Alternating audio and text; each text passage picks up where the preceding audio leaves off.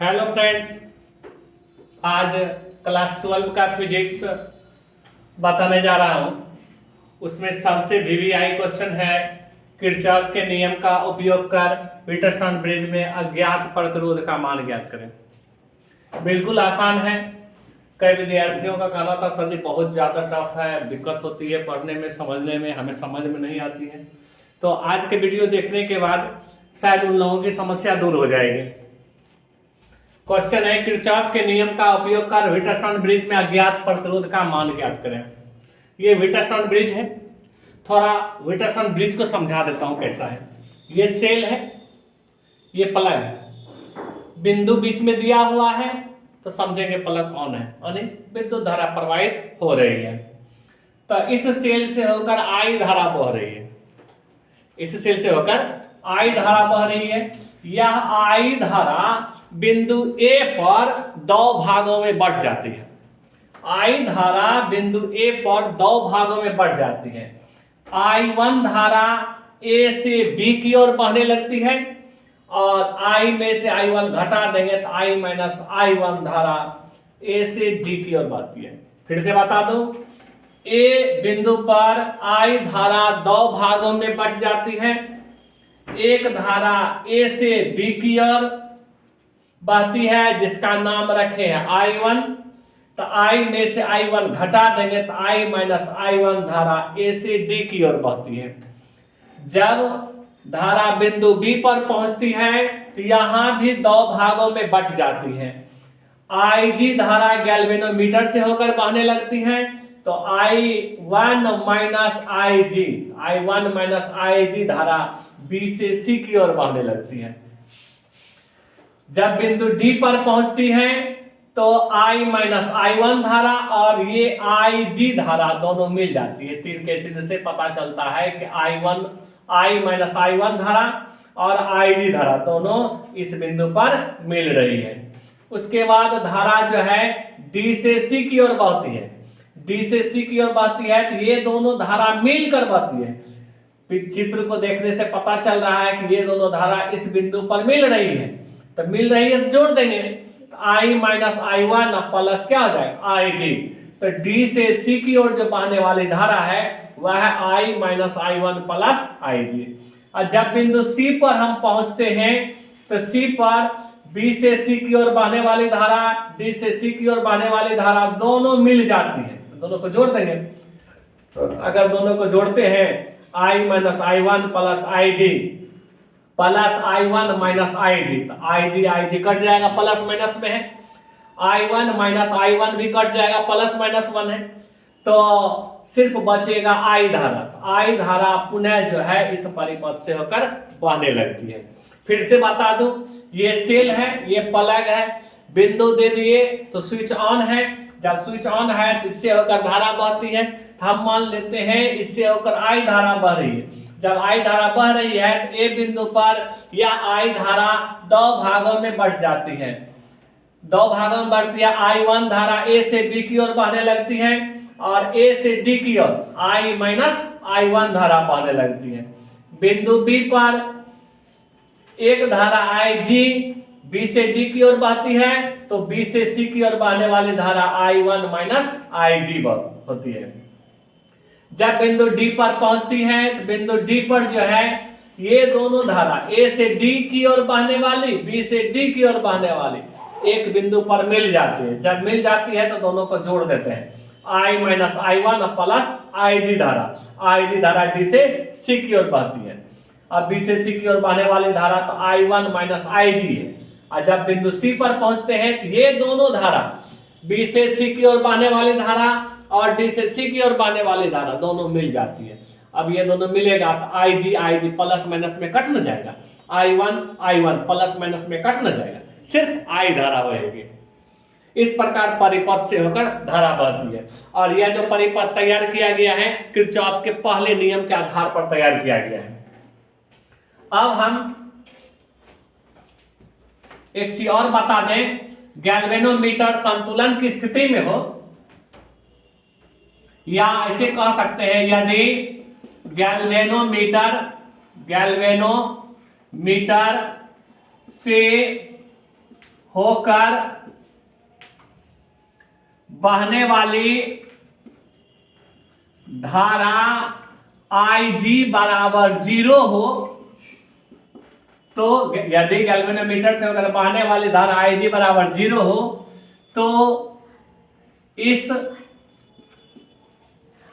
स्थिति को संतुलन की स्थिति कहते हैं। संतुलन की स्थिति कहते हैं। संतुलन की स्थिति का मतलब यह हुआ कि गैल्वेनोमीटर से होकर कोई धारा नहीं बह रही है। जब गैल्वेनोमीटर से कोई धारा नहीं बह रही तो Ig का मान क्या हो गया? 0। बांध परिपथ ABDA, देखो तीनों तरफ से बंद है। A से B, B से D, D से A, ये तीनों तरफ से बंद है। तो बांध परिपथ ABDA में किरचॉफ के नियम से, किरचॉफ के नियम से, तो यहां जो लागू होगा किरचॉफ का दूसरा नियम लागू होगा। किरचॉफ का दूसरा नियम कहता है कि परिपथ से बहने वाली धारा और प्रतिरोध के गुणनफल का बीजगणितीय योग विद्युत वाहक बल के बराबर होता है। क्या कहता है? फिर से याद दिला दो। परिपथ से होकर बहने वाली धारा और प्रतिरोध के गुणनफल का बीजगणितीय योग विद्युत वाहक बल के बराबर होता है। तो P Q R X, तो P प्रतिरोध है या Q प्रतिरोध है या R प्रतिरोध है या X प्रतिरोध है। X अज्ञात प्रतिरोध है, इसी अज्ञात प्रतिरोध का मान निकालना है। तो सबसे पहले बंद परिपथ ABDA में है, तो ABDA में तो इसकी बात करें तो I1 विद्युत धारा है इनटू प्रतिरोध इसका P है। ये धारा ऐसे करके बह रही है, एक तरफा धारा जो बहती है ना उसको प्लस कर देते हैं। तो I1 इंटू P और plus Ig into G। Ig धारा गैल्वेनोमीटर से होकर बह रही है और ये जो छोटी जी है, ये छोटी जी गैल्वेनोमीटर का प्रतिरोध है, माइनस ये तो उल्टी धारा न हो गई, कि ये ऐसे करके आ रही है, ये तो ऐसे करके आ रही है, तो उल्टी धारा बह रही है। तो यहां हो जाएगा I minus I1 into X, ये माइनस में हो जाएगा बराबर क्या चीज? 0। फिर से देख लेते हैं I1 इंटू P, ये इधर बह रही है तो प्लस हो जाएगा Ig इंटू G, ये उल्टा बह रही है तो minus I minus I1 into X बराबर क्या चीज? 0। इसमें कोई सेल लगा हुआ नहीं है बंद परिपथ में, इसलिए 0 हो जाएगा। संतुलन की स्थिति में, संतुलन की स्थिति में, संतुलन की स्थिति में तो बतेबे कि जब संतुलन की स्थिति रहेगा तो Ig का मान क्या हो जाएगा? 0।